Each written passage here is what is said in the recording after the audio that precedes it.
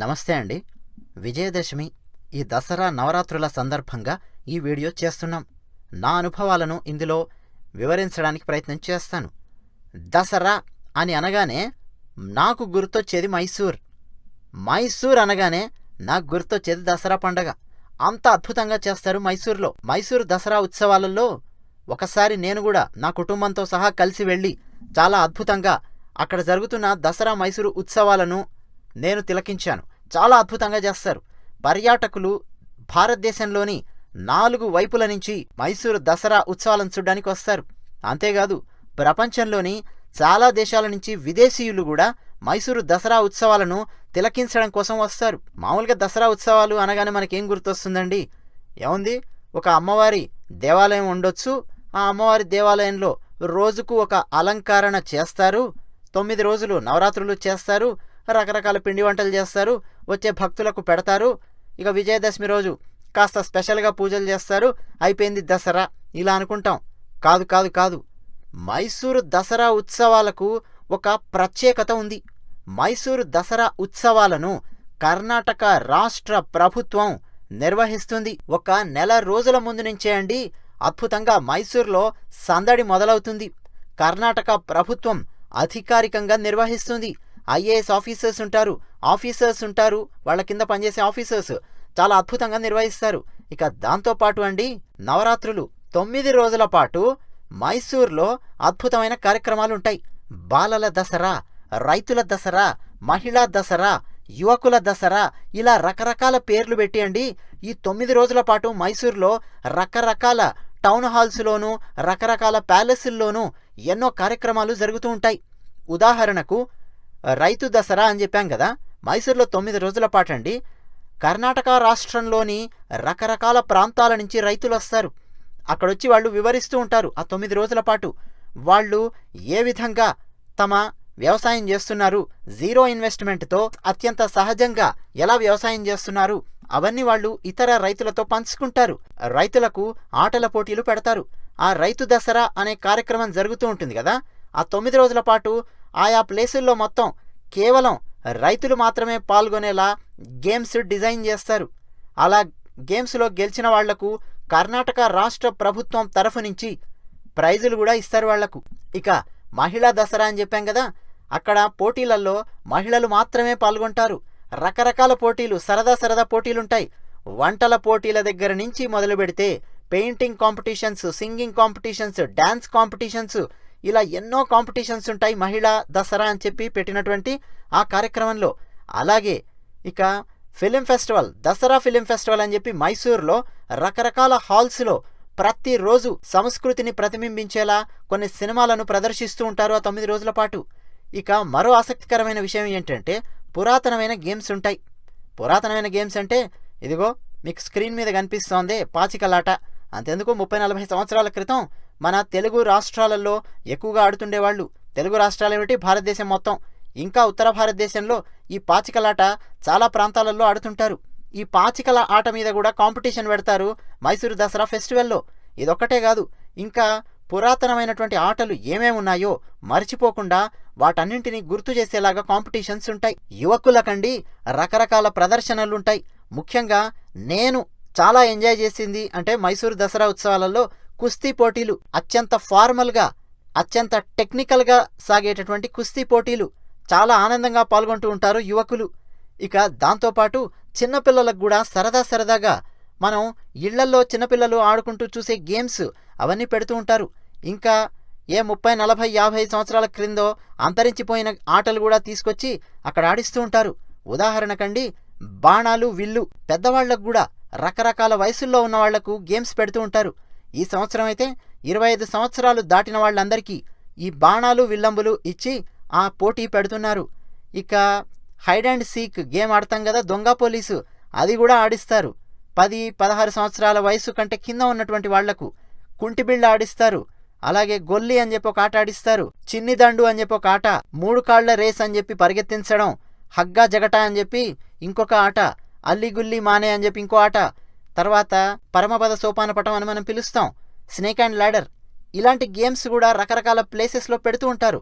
ఓవరాల్గా అండి కర్ణాటక రాష్ట్రంలోని వివిధ ప్రాంతాల నుంచి వచ్చే అన్ని వయస్సుల వాళ్లను రకరకాల ఆటలలో రకరకాల కార్యక్రమాలలో ఇన్వాల్వ్ చేసే విధంగా మైసూరు దసరా ఉత్సవాలు అద్భుతంగా నిర్వహిస్తారు. మీరు కావాలంటే mysooruDasara.gov.in దాంట్లోకి వెళ్ళి ఏమేం ఈవెంట్స్ జరుగుతున్నాయో ఒక్కసారి చూడండి. మీకు అసలు దిమ్మ తిరిగిపోతుంది. అంత అద్భుతంగా మైసూరు దసరా ఉత్సవాలను నిర్వహిస్తారు. ఇక మైసూరు దసరా ఉత్సవాలలో ముఖ్యంగా చెప్పుకోవాల్సింది ఏంటంటే శాస్త్రీయ సంగీతం, నాట్యం, అంతేకాకుండా కర్ణాటక రాష్ట్రానికి అద్భుతంగా పేరు తెచ్చినటువంటి కన్నడ యక్షగానం, అది వాళ్ళ సొంతం. కన్నడ యక్షగానం చేస్తూ రకరకాల కథలు చెప్తూ ఉంటారు మైసూరు దసరా ఉత్సవాలలో. అంతెందుకు, అక్కడ మేము విన్నటువంటి ఒక కథ, విక్రమార్కుడి కథ, మేము కూడా టీమిక్స్చర్ ఛానల్లో తెలుగులోకి మొత్తం మార్చి అనువదించి చెప్పాం. కింద డిస్క్రిప్షన్లో లింక్ ఉంటుంది, మీరు చూడొచ్చు. తప్పకుండా మీరు కూడా ఎంజాయ్ చేస్తారు. ఆ మైసూరులోనే కొన్ని ప్యాలెస్లు ఉన్నాయి, ఈ కార్యక్రమాలు నిర్వహించేటటువంటి ప్యాలెస్లు. కళామందిర అనో ప్యాలెస్ ఉంది, జగన్మోహన్ ప్యాలెస్ ఉంది, గానభారతి అనే ప్లేస్ ఉంది, చిక్క గడియార, టౌన్ హాల్, నాదబ్రహ్మ సంగీత సభ, కిరు రంగమందిర, ఇలా రకరకాల ప్లేసెస్ ఉన్నాయి మైసూరులో. ఆయా ప్లేసెస్లో రకరకాల టైమింగ్స్లో రకరకాల కార్యక్రమాలు జరుగుతూ ఉంటాయి. ఇక దీంతో పాటు ఆధ్యాత్మిక ఉపన్యాసాలు జరుగుతూ ఉంటాయి. ఇక దీంతో పాటు మైసూరు ప్యాలెస్ను అందంగా అద్భుతంగా డెకరేట్ చేస్తారు. ఈ నవరాత్రుల సందర్భంగా అండి మైసూరు కోటను అక్కడ ఉన్నటువంటి గైడ్ నాకు చెప్పింది ఏంటంటే 1,00,000 విద్యుత్ బల్బులతో అలంకరిస్తారు. రాత్రిపూట చూడాలి, అదిరిపోతుంది ఆ 9 రోజుల పాటు. ఇక మహారాజా గారి సింహాసనం ఉంటుంది మైసూరు ప్యాలెస్లో. కేవలం ఈ సందర్భంలో అంటే దసరా నవరాత్రులు వచ్చే సందర్భంలో మాత్రం ఆ సింహాసనాన్ని బయటికి తీసి దాన్ని అలంకరిస్తారు. ఆ సింహాసనానికి ఏనుగు దంతాలు చెక్కబడి ఉన్నాయి, బంగారంతో పూత పూయబడి ఉంది. అంత అద్భుతమైన సింహాసనం. ఇక 2013 వరకు అయితే మాత్రం రాజావారు ఆ సింహాసనం మీద కూర్చొని ఒక దర్బారు నిర్వహించేవారు. ఆ దర్బారుకు రాజ కుటుంబానికి చెందిన వాళ్ళు, వాళ్ళ బంధువులు, వాళ్ళ అధికారులు, ప్రపంచవ్యాప్తంగా ఇప్పుడు ఎక్కడెక్కడున్నా సరే వాళ్ళందరూ కూడా మైసూరు దసరా ఉత్సవాల కోసం వచ్చేవాళ్ళు. వాళ్ళందరినీ కూర్చోబెట్టి ఒక దర్బారులాగా నిర్వహిస్తూ ఎక్కడెక్కడున్నారు, ఏమేం చేస్తున్నారు, ఏమేం సమస్యలున్నాయి, ఏ ఏ దేశాలున్నారు, ఇవన్నీ కూడా వాళ్ళు మాట్లాడుకుంటారు. ఆ రాజబంధువులు, రాజకుటుంబీకులు, అతిథులు, అధికారులు అందరూ కలిసి. తమాషా ఏంటో తెలుసా, ప్రజలు కూడా ఈ దర్బారును చూస్తూ ఉంటారు. అయితే 2013 వరకు డైరెక్ట్గా శ్రీకంఠ ఉడయార్ గారు ఆ సింహాసనం మీద కూర్చొని నిర్వహిస్తూ ఉండేవారు. ఆయన మరణించిన తర్వాత ఆ సింహాసనంలో ఒక ఖడ్గాన్ని మాత్రం పెడుతున్నారు. రాజావారి ఖడ్గాన్ని పెట్టి మొత్తానికైతే ఆ దర్బారునైతే నిర్వహిస్తూ వస్తున్నారు రాజ బంధువులు, కుటుంబీకులు. ఇక మైసూరు ప్యాలెస్ ఒక ప్రత్యేకమైన ఆకర్షణ అంటే కొండ మీద ఉన్న చాముండేశ్వరి దేవాలయం, అష్టాదశ శక్తి పీఠాలలో ఒకటి. ఆ దేవాలయాన్ని కూడా అద్భుతంగా అలంకరిస్తారు. ఇక ఇవి మాత్రమే కాదండోయ్, మరోవైపు మైసూరు ప్యాలెస్కి ఎదురుగా ఎగ్జిబిషన్ గ్రౌండ్స్ ఉన్నాయి. ఆ ఎగ్జిబిషన్ గ్రౌండ్స్లో దసరా సందర్భంగా ఒక ఎగ్జిబిషన్ స్టార్ట్ చేస్తారు. ఆ ఎగ్జిబిషన్ అట డిసెంబర్ నెల వరకు కొనసాగుతుంది అని చెప్పి అక్కడ ఉన్న లోకల్స్ చెప్పారు. ఇక ఎగ్జిబిషన్లో మన హైదరాబాద్ నాంపల్లి ఎగ్జిబిషన్ లాగానే బట్టలు, ప్లాస్టిక్ వస్తువులు, వంట పాత్రలు, అలంకరణ సామాగ్రి కావచ్చు, తినుబండారాలు కావచ్చు, ఇక రకరకాల వస్తువులను విక్రయించే దుకాణాలన్నీ ఎగ్జిబిషన్లో ఉంటాయి. వీటన్నింటితో పాటు అతి ముఖ్యమైనది ఏంటంటే విజయదశమి రోజు చేసేటటువంటి ఒక ముఖ్యమైన ఆచారం. అదేంటంటే ఏనుగుల అంబారీని తయారు చేస్తారు. ఏనుగులన్నింటినీ నాగరహోళే అనే ఒక అటవీ ప్రాంతం ఉంది. అక్కడ ప్రత్యేకంగా దసరా ఉత్సవాల కోసం పెంచుతూ వాటికి ట్రైనింగ్ ఇస్తూ వాటి బాగోగులు చూసేందుకు స్పెషల్గా ఉద్యోగులు కూడా ఉంటారు. ముఖ్యంగా అండి మేము వెళ్ళినప్పుడు చూసినటువంటి ఏనుగులు, వాటి పేర్లు బలరామ, అభిమన్యు, గజేంద్ర, అర్జున, రేవతి, సరళ, ఇలా ఏనుగుల పేర్లు అని నేను చెప్తున్నవి. ఈ ఏనుగులన్నింటితో ఒక అంబారీని తయారు చేసి అద్భుతంగా ఒక ఊరేగింపును నిర్వహిస్తారు విజయదశమి రోజు.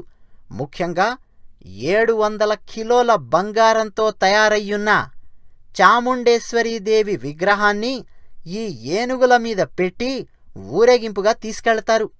అది చూడ్డం కోసం అండి వేలాది మంది జనం ఎగబడుతూ ఉంటారు. ఇక ఇప్పుడైతే సెల్ ఫోన్స్, కెమెరాస్ తీసుకొని వెంటబడుతూ ఉంటారు. ఏనుగులను చూస్తూ ఆ చాముండేశ్వరి విగ్రహాన్ని కెమెరాలలో బంధించడానికి ప్రయత్నం చేస్తూ ఉంటారు.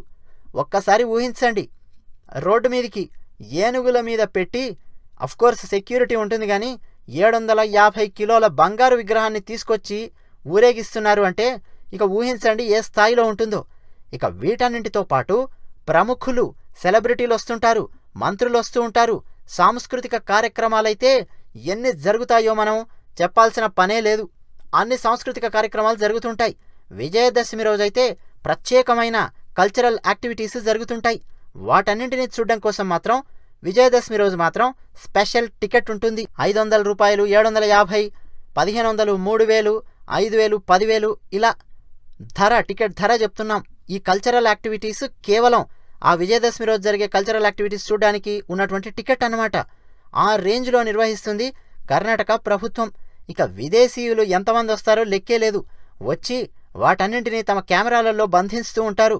అక్కడ మైసూర్లో జరుగుతున్నటువంటి దసరా ఉత్సవాలను చూసి ఓహో, ఇండియన్ కల్చర్ అంటే ఇలా ఉంటుందా అని చెప్పి విదేశీయులందరూ కూడా ఆశ్చర్య ఆనందాలకు లోనవుతూ ఉంటారు.